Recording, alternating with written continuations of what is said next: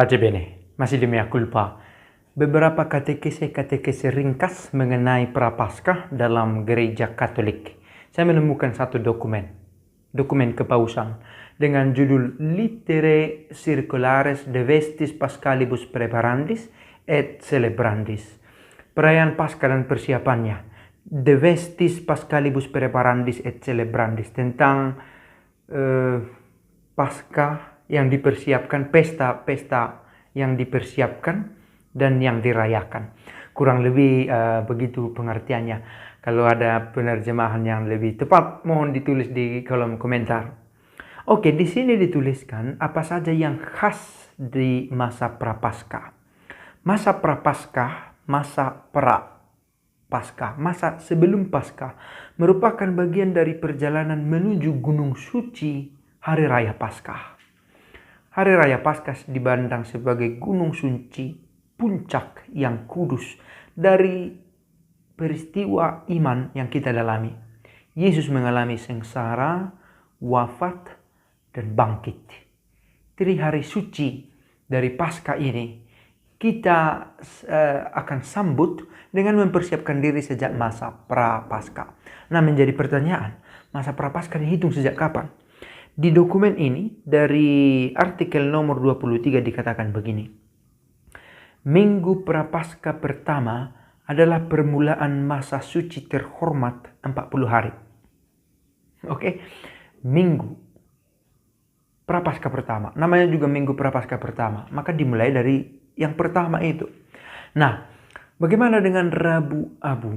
Ada yang mengatakan bahwa itu adalah beranda menuju masa Prapaskah, karena Minggu masa Prapaskah pertama baru muncul hari Minggu di depan. Maka dalam kalender liturgi dipakai istilah Rabu Abu, Kamis sesudah Rabu Abu, tidak dikatakan masa Prapaskah, Minggu pertama Prapaskah, tetapi Kamis sesudah Rabu Abu, Jumat sesudah Rabu Abu, Sabtu sesudah Rabu Abu, baru Minggu Prapaskah pertama. Lalu sampai kapan? Dikatakan di nomor 27, dalam masa Prapaskah berlangsung sampai dengan Kamis, Pekan Suci.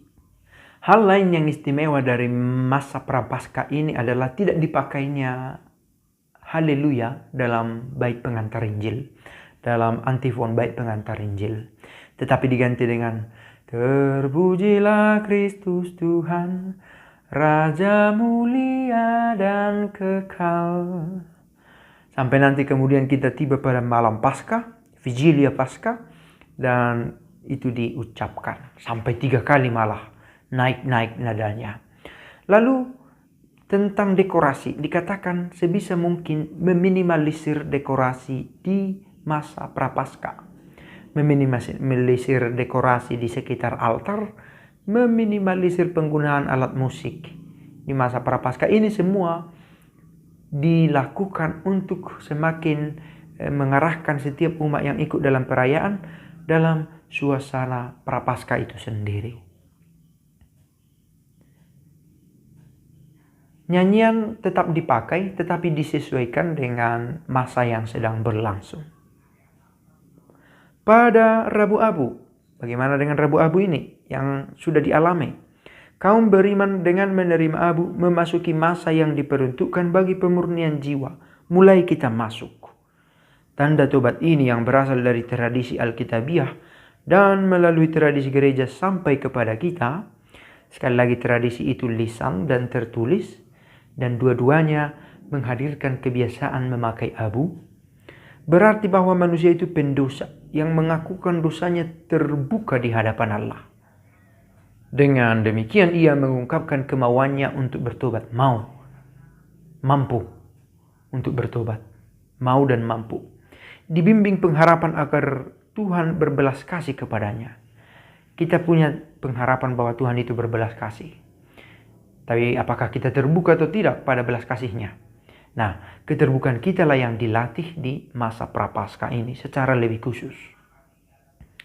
Dengan tanda ini mulailah jalan tobat yang bertujuan menerima sakramen tobat sebelum hari raya Paskah. Sangat dianjurkan ulah pertobatan dilakukan di masa Prapaskah menuju Paskah secara istimewa dengan penerimaan sakramen pengakuan dosa. Rabu Abu harus dijalani sebagai hari tobat dalam seluruh gereja dengan pantang dan puasa. Sebisa mungkin dengan kita sadari, kadang mungkin kilaf tidak sadar sudah melanggar hukumnya untuk berpantang dan berpuasa. Ya, sekurang-kurangnya kita memiliki kemauan dan kerinduan untuk melakukan pantang dan puasa. Nah, Rabu Abu ini mempersiapkan kita untuk kemudian memasuki masa Prapaskah yang dimulai pada hari Minggu pertama dan berakhir pada pada hari Kamis di Pekan Suci. Beberapa kata kisah ringkas dan pace bene.